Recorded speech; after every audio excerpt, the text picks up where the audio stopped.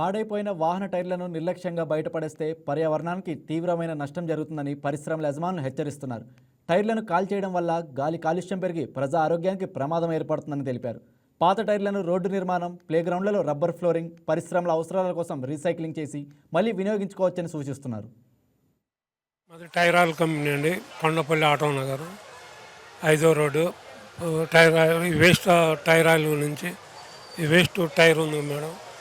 ఈ వేస్ట్ టైర్లో గుండా బాయిలర్లో వేసి ఉడకబెట్టేసేసి దీన్ని కార్బన్, ఐరన్, ఆయిల్ తీస్తాం మేడం.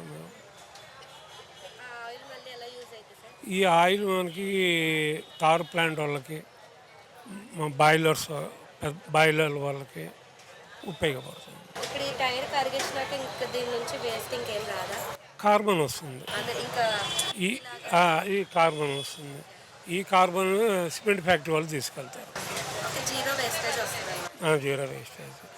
ఈ ఆయిల్ వచ్చేసి బయటికి తీసుకెళ్తారు. ఐరన్ వచ్చేసి రాయ్పూర్ తీసుకెళ్తారు. ప్రైస్ ఎలా ఉంటుంది? ఆయిల్ ఎక్కువ తక్కువ? ఎక్కువ. ఈ వీడియో మీకు నచ్చినట్లయితే లైక్ చేయండి, షేర్ చేయండి, మా ఛానల్కి సబ్స్క్రైబ్ చేయండి.